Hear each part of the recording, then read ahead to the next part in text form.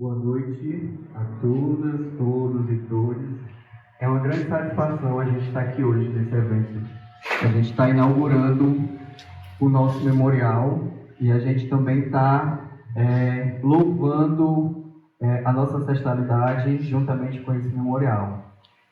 Eu me chamo Joécio, eu sou ebombe desta casa, iniciado no Orixá Oxóssi, e o Ileibá, ele é uma casa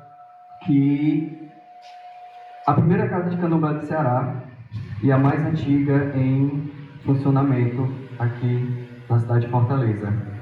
Foi fundada por Pai Del e Pai Xavier e hoje está sob a regência e a liderança do nosso Babalorixá, Xel de Abaloaê, da nossa Iaquequerê, Ludi Xangô e do nosso Babaloçãe, Nery de Ossangue.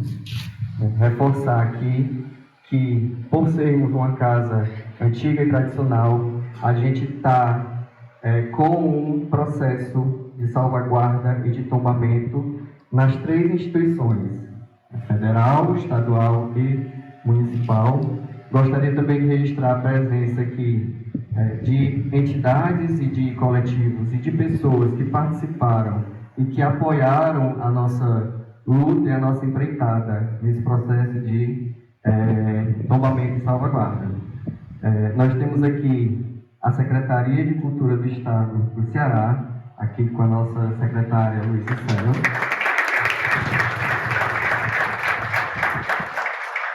A Secretaria de Igualdade Racial, aqui com a professora Zélma Madeira. Nós temos o parlamentar, nosso deputado estadual Renato Roseno. E nós temos aqui também o mandato da deputada estadual Larissa Gaspar, aqui representando pela sua assessoria. E a gente também tem outras instituições, como o Comitê de Patrimônio do Estado, a gente tem aqui conselheiros e conselheiras de promoção da igualdade racial, e a gente também tem aqui o professor Romeu, da UFC, que no processo de salvaguarda nos ajudou a fazer todo esse desenho arquitetônico. Ele é da Faculdade de Arquitetura aqui da UFC. E desde já a gente agradece toda a força e a gente espera que em breve nossa casa esteja salvaguardada e tombada, né? Esse processo de salvaguarda e de tombamento também foi um encaminhamento do Conselho Estadual de Igualdade Racial. Nós temos aqui alguns conselheiros, inclusive eu sou conselheiro desse conselho, enquanto secretária de Educação. Nós temos a Rosana Marques. Cadê a Rosana? Nós temos também a Coordenadoria de Promoção da Igualdade Racial do município de Fortaleza, com o Sérgio Granja. Nós temos, estou vendo aqui, Emanuel, do comitê, juntamente com Rosana, Patrícia está ali. E a gente também tem algumas autoridades de candomblé aqui. Nós temos o Babalorixá Patrício Bochossi, doutor em antropologia e professor da Unilab. Nosso querido Babalorixá Dudu de Logoedé, que está aqui, ó. E vamos lá, né? Falando um pouquinho agora de todo esse processo, eu gostaria de passar a palavra ao meu Babalorixá Pastel, para ele remeter algumas memórias afetivas desses objetos que já a gente vai ter a oportunidade de olhar com mais curadoria.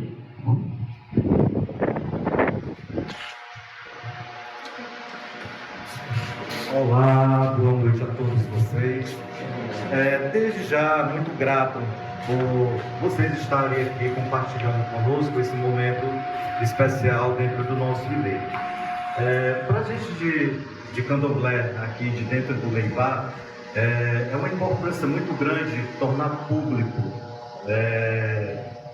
essas ações que irão acontecer hoje aqui dentro do Ileibá. Trazemos para vocês um pouco da memória dos cofundadores do Axé, que foi Pai Del e Pai Xavier, E alguns objetos pertencentes aos orixás que regiam a espiritualidade deles, bem como também tornar público a concretização da associação Ileibá Axé Possuanziri. O objetivo de tudo isso é que seja sempre resguardado toda uma história espiritual e afetiva desse lei. O Ileibá ele surge em uma época de 1975 por duas pessoas que não eram de Fortaleza. O pai Del, que era o babalorixá do Axé, ele era baiano de Itabuna. E por coincidência do destino, a gente não vê nem coincidência, isso já estava programado lá no Corum, ele vir para Fortaleza. E aqui em Fortaleza ele conheceu Pai Xavier, que os dois fundaram esse axé. Pai Xavier também não era de Fortaleza, Pai Xavier era de Itapipoca, era um militar que estava residindo em Fortaleza. Eles se conheceram aqui e os dois se iniciaram no Rio de Janeiro. Meu pai se iniciou em 1970 e Pai Xavier se iniciou em 1974. Infelizmente, o destino que nós trazemos para a Terra, nós não temos o domínio sobre ele depois que nós nascemos. Nós apanhamos e esquecemos qual foi o destino que nós trazemos aqui para a Terra.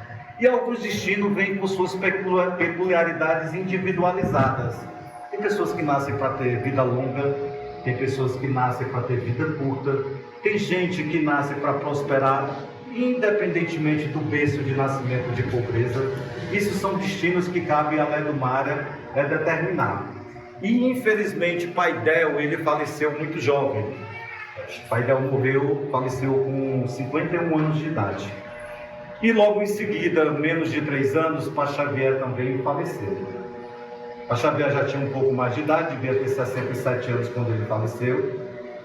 E para nós foi tudo muito novo, porque ninguém contava com esse inesperado.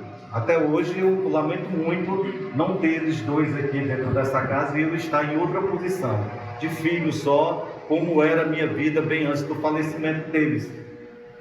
O Pai Shell é filho de Pai Del, fui iniciado aos 8 anos de idade aqui dentro desse axé, tomei todas as obrigações inerentes ao axé dentro do axé, mas o Pai Shell tinha uma vida diferente. O Pai Shell, aos 19 anos, era funcionário público e casado, com filhos, eu cuidei da minha vida. Infelizmente, com os acontecimentos inesperados, um em cima do outro, acabou que caindo com a minha livre vontade de manter o axé vivo e assumir a responsabilidade jovem de ser o condutor do axé. Os antigos de Candomblé nunca foi visto com bons olhos duas coisas. A primeira é que para nós de Candomblé, a morte prematura ela é tida como um desastre. A gente sempre pensa em sacerdotes e em ter vida longa, né? E a outra peculiaridade é que não é tão comum as pessoas muito jovens assumirem um Ilê Axé. Normalmente você vai olhar nas transições das grandes casas matriarcas do Candomblé do Brasil, não é comum que pessoa muito jovem venha a suceder. E quando eu sucedi, depois da morte do meu pai, e logo em seguida de Pai Xavier, eu devia ter 31 anos no máximo. Hoje eu tenho 53 anos, já estou entrando nos 54, e eu não sabia muito bem qual era o meu lugar, qual era o meu papel, mas eu tinha convicção de que eu não poderia deixar que essa história que esses dois homens construíram dentro do estado do Ceará, com a religiosidade candomblé, orixá, que isso ficasse inerte, que isso se acabasse ali. Foi uma luta, né? Uma luta por ser jovem, inexperiente. Eu não falo nem de aprendizado, porque o aprendizado de uma pessoa de candomblé dura toda uma vida. A cada dia que passa a gente vai descobrindo que a gente precisa aprender mais, e a cada pessoa diferente que adentra dentro do Ilê Axé, nós descobrimos que a gente não sabe nada, porque é sempre uma novidade quando a gente encontra pessoas que nos procuram com suas particularidades de vida. Muitas vezes problemas espirituais, muitas vezes problemas que envolve a discriminação, a rejeição, né? A casa de candomblé, ela tem como síntese o acolhimento. Orumilá fala, Orumilá é o orixá que nós temos como orixá da sabedoria, é o orixá da revelação. E em uma das parábolas dele, ele relata que se não houvesse individualidade, não haveria mistérios. Isso também vem acompanhado de uma forma de se conduzir casas de candomblé. A gente de candomblé, nós não temos como ponto de partida julgar a vida de ninguém. Nós de orixá, nós aceitamos as pessoas como elas são. A casa de candomblé, ela iguala todo mundo. Todo mundo bota os pés no chão. Todo mundo tem o seu espaço. Em algum momento, cada qual vai para o seu lugar, mas normalmente todo mundo é igual. Os anéis ficam de fora, do cordão para fora. Nós temos pessoas no nível acadêmico dentro do axé e temos pessoas simples também. Mas não há diferença de tratamento dentro de uma casa de candomblé. Então, assim, eu me sinto muito privilegiado, mesmo que não foi uma escolha minha, porque eu nunca pretendi na minha vida ser babalorixá. Na verdade, eu queria cuidar da minha vida.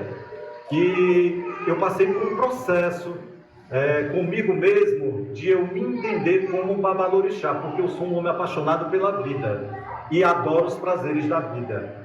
E o sacerdócio, ele vai inibir muitas coisas da vida normais quando a pessoa leva uma vida que não é a vida de um sacerdote de candomblé. A gente precisa ter uma conduta, a gente precisa ter uma postura, porque você vai lidar com vidas, com todas as problemáticas. Dificilmente as pessoas procuram uma casa de candomblé ou qualquer um templo religioso quando a vida está maravilhosa, né? Normalmente as pessoas, quando procuram a religiosidade, a não ser que seja por família, já nascimento, já criado dentro do segmento religioso, elas procuram porque tem um problema que elas gostariam de entender. E ali, muitas vezes, né, a necessidade do cuidado, ele nem é espiritual, muitas vezes é você escutar e depois de escutar você ter uma palavra que traga conforto para essas pessoas. Então esse momento é muito importante por toda uma história. Eu costumo falar para todo mundo que o chão não é tão grandioso. Aliás, não é grandioso. Quem é grandioso foram as pessoas que vieram antes de mim, que eu represento. Essas pessoas sim, porque vir para dentro do estado do Ceará, pessoas que não eram daqui, onde uma terra que, por sua origem, por histórica, contada, o Fortaleza não era uma terra de orixá. O que predominava aqui dentro do estado do Ceará, e até hoje está predominando, era Umbanda.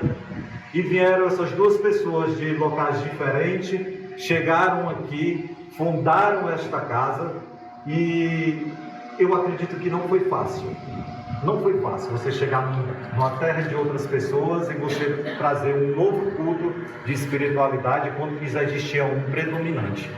Mas meu pai, junto com o Pai Xavier, eles eram muito sábios. Eles eram pessoas ponderadas, eles souberam fazer um intercâmbio maravilhoso.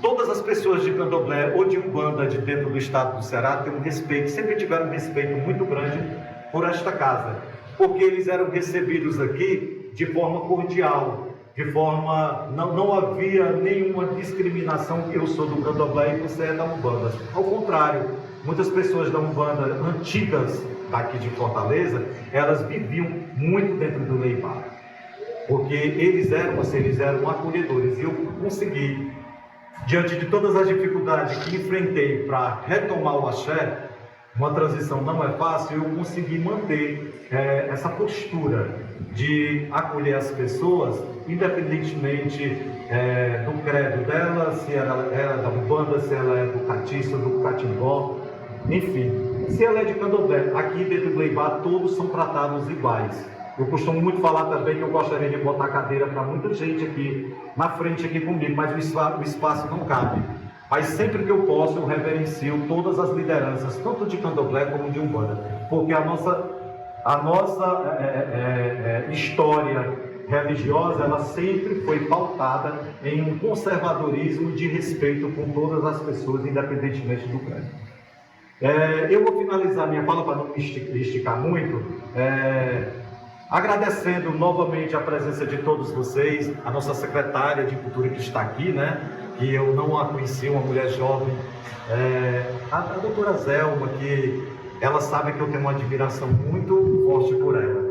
Essa mulher, quando fala, ela impõe respeito, né? É uma admiração muito grande. Temos o doutor Romeu, né? Que também esteve conosco aqui, o Romeu, nos ajudando nessa... A nossa grande missão é essa questão do registro de tombamento provisório do Ileibá.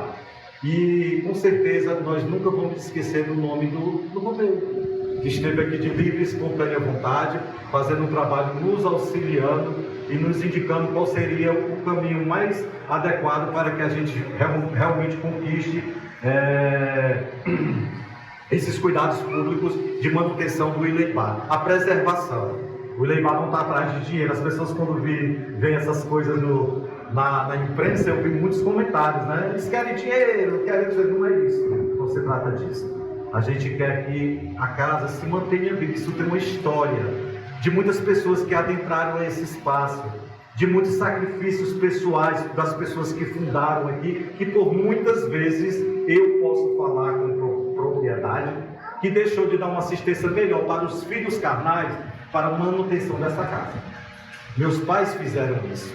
E eu também fiz assim. A maioria dos meus filhos, iniciado quando eu recomecei, e Ileibá também, eu deixei faltando um pouco do lado dos meus filhos carnais, porque eu sempre tive como meta fazer com que o Ileibá se mantesse vivo e que nunca se acabe. O objetivo desse pedido provisório de tombamento, ele vai para este sentido. O Renato Rosendo, nosso parlamentar, esse cara maravilhoso, educado, atencioso, acompanho ele nas redes, um homem de luta realmente, de verdade. Ele não é oportunista, ele é de verdade, é um político que sabe o que quer, tem compromisso com o que ele acredita, e a gente também fica muito feliz em contar novamente com a presença do Renato aqui na nossa casa. Gente, vamos me desculpar algumas pessoas que eu não venho a citar o nome, realmente porque faltou aqui na cabeça, mas o carinho ele é o mesmo. Então, sejam bem-vindos.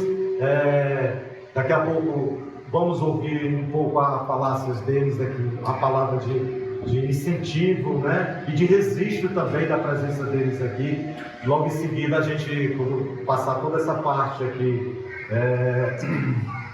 burocrática, a gente vai ter uma apresentação de um grupo de pessoas do Axé. Muito bom de se ouvir e a gente ficar mais à vontade. Gratidão a todos vocês, tá?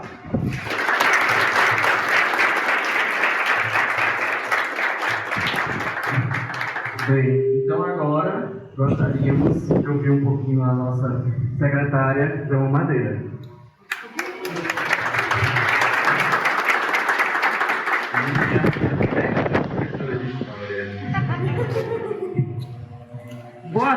Boa noite a todas, todos e todes.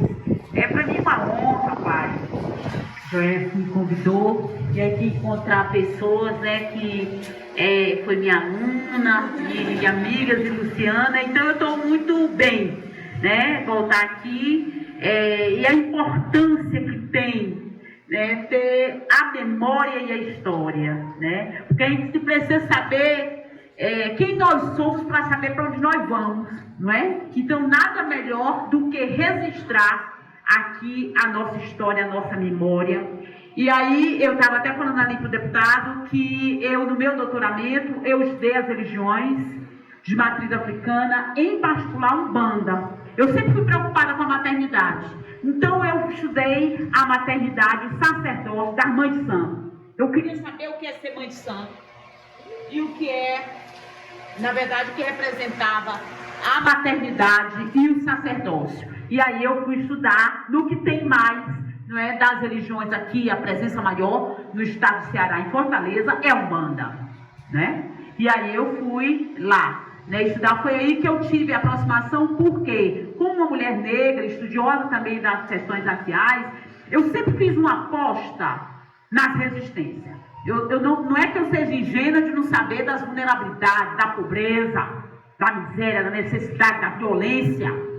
pelo qual as desigualdades que nós somos alvo. Mas eu sempre apostei na resistência e considero as religiões, a cultura e as religiões de matriz africana e afro-brasileira como lugar de resistência. Então, fiquei muito honrada e contente de vir para cá, de saber, né, dessa iniciativa muito importante, e quero que vocês contem comigo agora que assumi mais esse desafio, né, de ser secretária da Igualdade Racial do Estado do Ceará. Eu vou trabalhar com a população negra, com os povos de comunidades tradicionais, como os quilombolas, que precisam de suas terras tituladas, não é, para poder sobreviver, para o povo cigano, para os povos de terreiro, né? Então, esse povo que a gente vai trabalhar, né? E aí, o que é povo?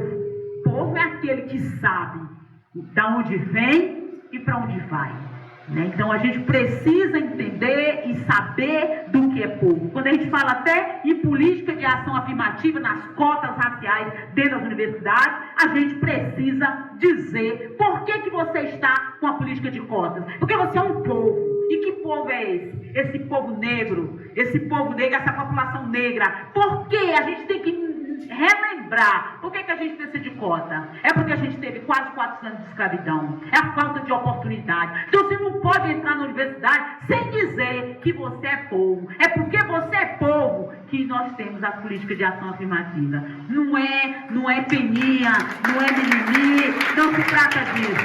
E aqui a gente se afina, se sintoniza com o tema da década dos afrodescendentes, que inicia em 2015 e vai até 2024, e que infelizmente a conjuntura brasileira nos impediu, né? Como se o bonde tivesse passado e a gente não tivesse agarrado. Mas a gente precisa, para poder existir como povo, sabendo o que foi a nossa história, a potência que nós temos e o que é que nós podemos alcançar. Nós precisamos tratar com o reconhecimento e essa iniciativa aqui, né, desse espaço das religiões, né, que é muito importante para nós como resistência, nos define, é o reconhecimento. É o reconhecimento étnico, é isso que nós reivindicamos. Mas nós queremos justiça racial e nós queremos um modelo de desenvolvimento que nos inclua. Um modelo de desenvolvimento que nos inclua é entender que o povo de terreiro não fica só rezando, é um povo. Portanto, tem uma organização social, política e econômica e precisa acessar direito e as políticas públicas.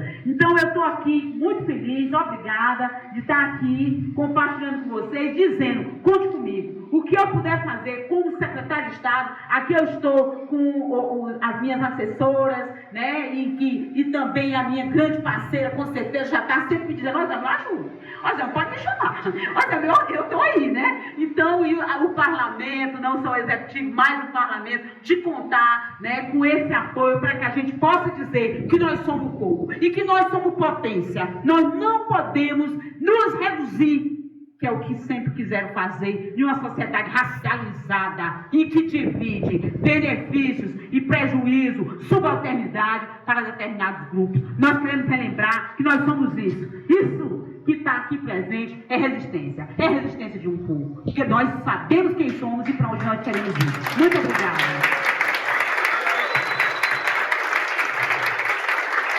Nós devemos agradecer pelas suas palavras e pela sua força e parceria. Agora queríamos ouvir a nossa secretária de Cultura, Luísa Celas.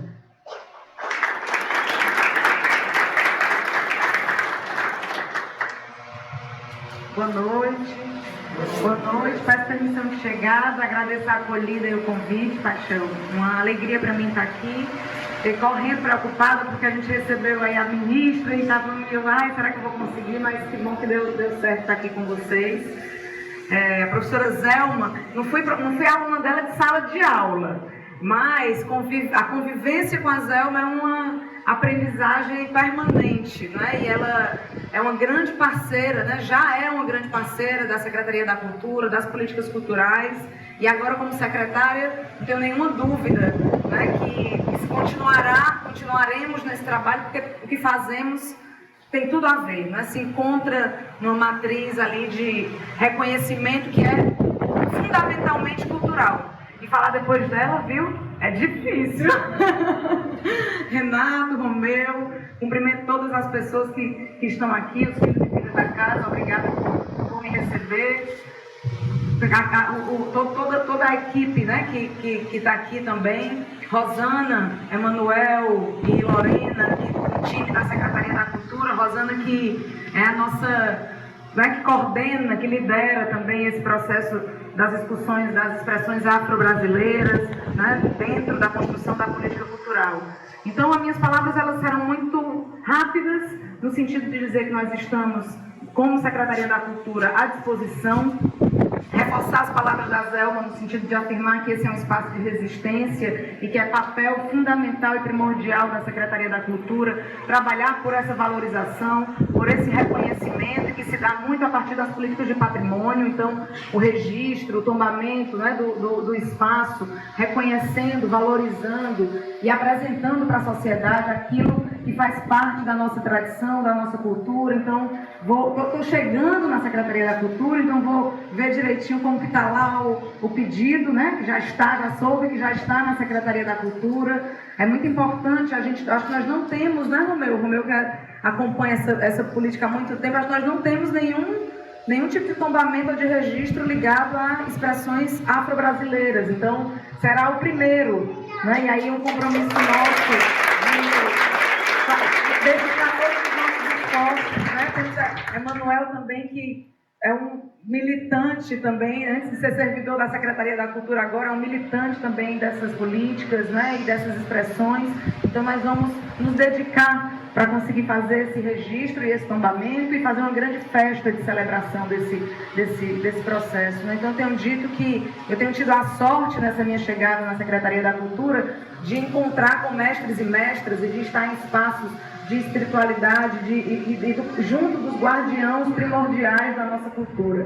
E eu tenho recebido isso como uma bênção, como um axé, para que eu possa ter êxito nessa jornada, né? Sempre partindo do princípio de que, e aí conversando muito com também o que a Zelma disse, né? Se não valorizarmos as nossas raízes, as nossas bases, as nossas tradições, nós não temos condições de falar com país nenhum, com estado nenhum de cabeça erguida. Vai ser sempre uma relação desigual. Então, acho que é papel primordial nosso, nesse momento que o Brasil atravessa, de necessidade de fortalecer a nossa democracia, de fortalecer a nossa cidadania, valorizar as nossas expressões culturais. E as expressões culturais afro-brasileiras faz parte da nossa história, precisam ser reconhecidas, né? E com todo o conjunto de políticas afirmativas para corrigir, né, tudo que foi feito e excluído e invisibilizado, né, ao longo de nossa história. E estando na Secretaria da Cultura, tenho um compromisso com esses princípios e estarei sempre à disposição para construir, fortalecer, dialogar e fundamentalmente aprender, né, porque eu acho que essa minha experiência na Secretaria da Cultura vai ser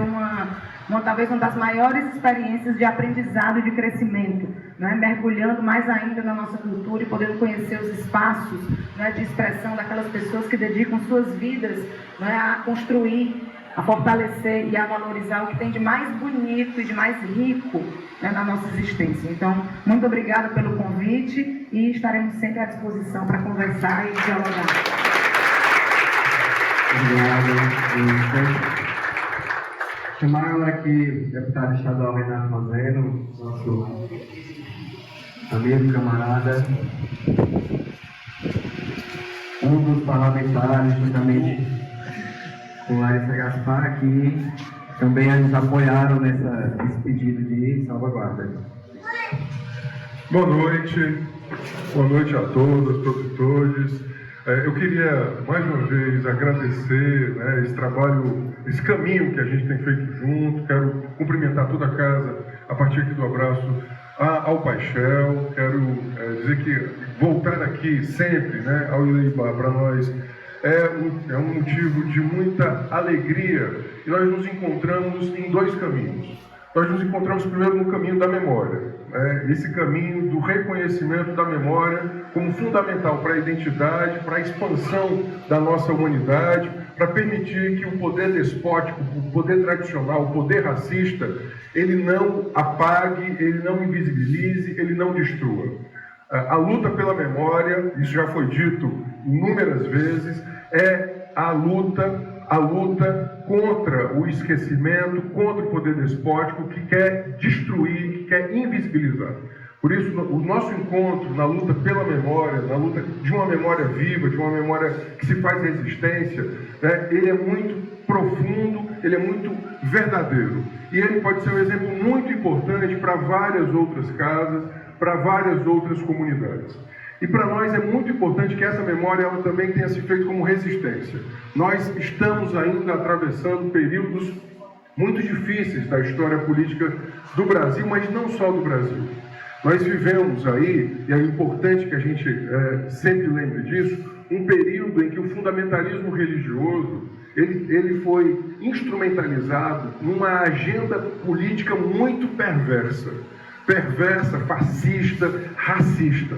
Não à toa nós, na Comissão de Direitos Humanos, estamos recebendo cotidianamente comunidades de matriz africana que são alvo de racismo religioso. Esse é o segundo caminho em que nós nos encontramos com Ileibar, que é a luta contra o racismo religioso, a luta contra a intolerância religiosa e a luta pela democratização das possibilidades de que todos e todas possam exercer a sua fé sem qualquer tipo de constrangimento, sem qualquer tipo de racismo, sem qualquer tipo de discriminação. Nós tivemos uma vitória muito importante em 2022. Essa vitória nos permite respirar outros ares. Agora, nesse mês de janeiro, eu queria fazer menção a duas datas.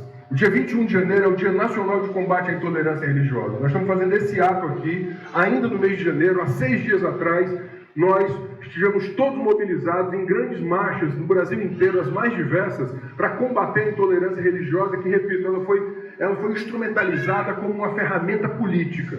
O fascismo instrumentalizou a intolerância religiosa e autorizou a intolerância religiosa como uma ferramenta política. E até hoje você tem, e vai ter ainda, lamentavelmente, por muito tempo. É por isso que nós precisamos estar mobilizados, é por isso que a gente precisa da política pública de cultura, da política pública de memória, da política pública de enfrentamento à discriminação e ao racismo. Mas, mais do que isso, é necessário celebrar que, nessa nossa vitória do ano passado, que nos permite agora respirar novos ares, o presidente Lula assinou como um dos primeiros atos desse novo mandato o Dia Nacional das Religiões de Matriz Africana e o Dia Nacional do Candomblé. Foi um dos primeiros atos do presidente da República. Isso tem um significado muito importante, para além da própria lei, né, que consagra o 21 de março como o Dia Nacional do Candomblé e das religiões de matriz africana, o fato de ser uma das primeiras leis do atual presidente, do presidente Lula, isso sinaliza à sociedade brasileira que não serão mais tolerados o racismo religioso, a intolerância religiosa. E para nós, nessa luta por memória e por resistência, cabe aqui um passo muito importante. Esses quase 50 anos, né, esse meio século de existência do Ileibar, né, ele se junta a séculos de resistência. Portanto, né, a salvaguarda do patrimônio material e imaterial, em especial imaterial, é para nós muito importante como a inscrição do capítulo de resistência.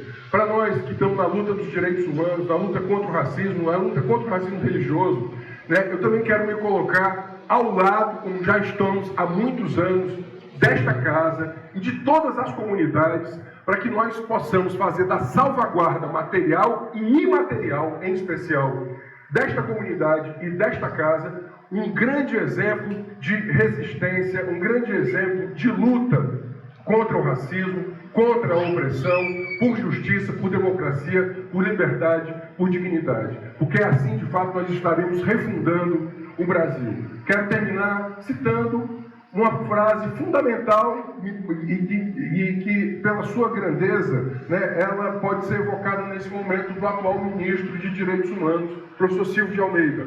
Professora Zelma, secretária Luísa, professor Romeu, ele diz assim: o Brasil que eu quero nunca existiu. Essa frase ela é muito forte, porque ela nos diz que o nosso lugar de luta contra o racismo, contra as intolerâncias, contra a injustiça, vai nos levar a um lugar que ainda nunca existiu, que é um lugar em que todos nós possamos viver a nossa humanidade expandida em encontro com o outro, em que a diversidade, ela sobretudo nos expanda como humanidade, em que a dignidade e a liberdade possam ser vividas intensamente por todos nós.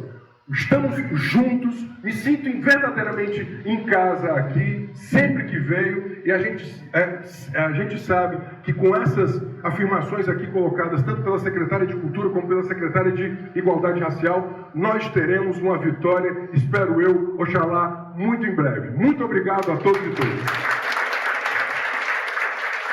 Obrigado, Renato. Vamos logo ao nosso memorial. Gostaria de chamar aqui a Kedmel. Karina. Ana Karina.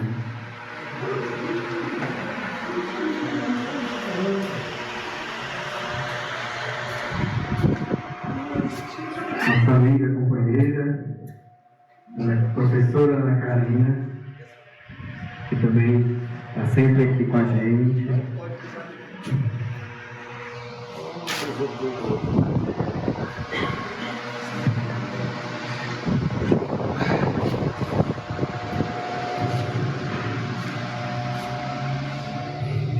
Bom, primeiro agradecer esses quase 5 anos aqui, a gente se conheceu, eu cheguei nessa casa em um momento muito difícil, né, Paixão? 2018.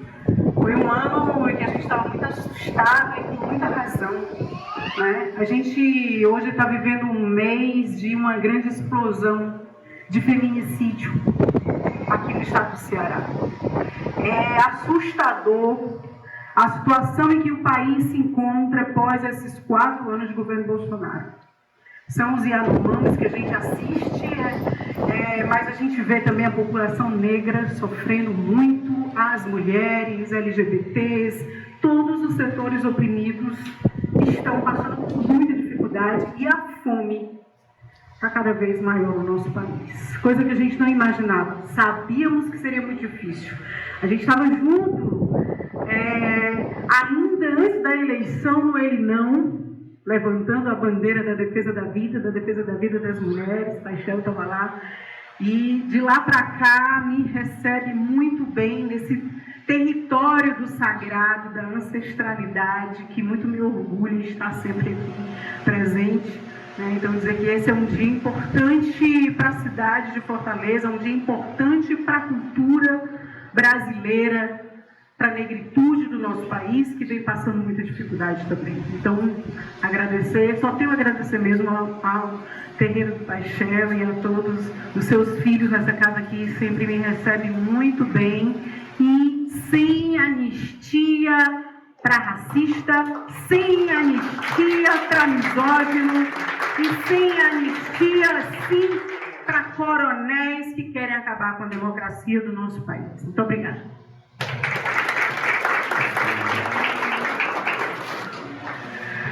Bom, gostaria agora de apresentarmos o nosso memorial com a Kedmel de Iemanjá, que ela a casa, é artista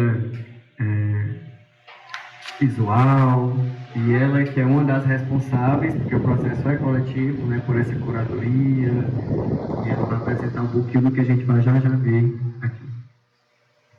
Oi, gente, boa noite, sejam bem-vindos. Vou falar um pouquinho só para a gente não se alongar.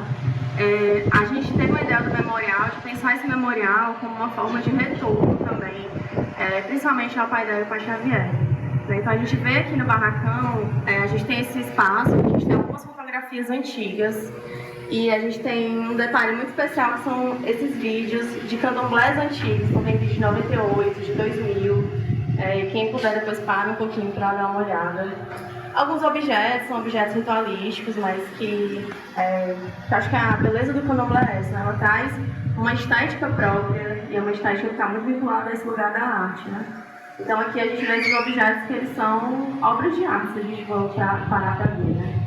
E aqui ao lado a gente vai ter algumas vestimentas, e são vestimentas que eu acho que é o mais bonito, assim. São vestimentas que foram guardadas a Oxum. Essa vestimenta era da Oxum do pai dela, então a gente vai ver tem fotografia, mesmos saios, mesmos laços, as paramentas também.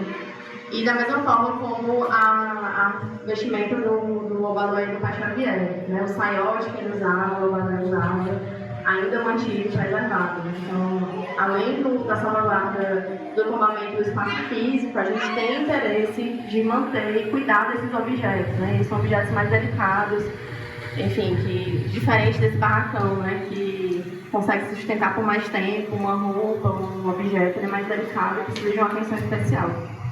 É isso, fiquem à vontade para ver, para fotografar, enfim.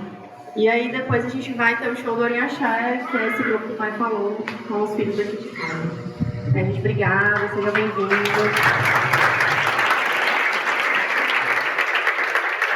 Bem, gente, então a gente agora está livre para olhar os nossos materiais, as nossas insígnias e roupas. E daqui, enquanto a gente olha, daqui a uns 10 minutos, a gente começa ali com o show do grupo Oriaxé, que é um grupo formado por filhos e filhas aqui desta casa, que traz essa perspectiva da ancestralidade, cantando e rememorando músicas que são de candomblé, de umbanda, né? E fiquemos livres agora para a gente dar uma olhada, fiquem realmente livres, quem quiser registrar, e aí quando for daqui a uns 10 minutinhos, a gente já vai se direcionando para lá. Além do espetáculo, do show, a gente também tem algumas comidas de candomblé aqui que estão sendo vendidas, tá bom? Então, muito obrigado por vocês estarem aqui e vamos aproveitar esta noite, agradecer mais uma vez as pessoas que aqui estão, em especial também as pessoas, a Secretaria de Cultura, a Secretaria de Igualdade Racial, as Coordenadorias de Promoção da Igualdade Racial,